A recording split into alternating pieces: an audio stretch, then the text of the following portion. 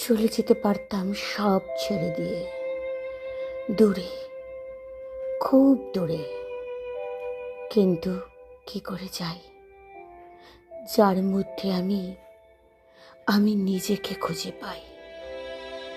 সে জানে আমি থাকবো, জানে বলেই আগলে রাখে না, এমনভাবে অবহেলা করে যেন আমি না থাকলেই তার শান্তি।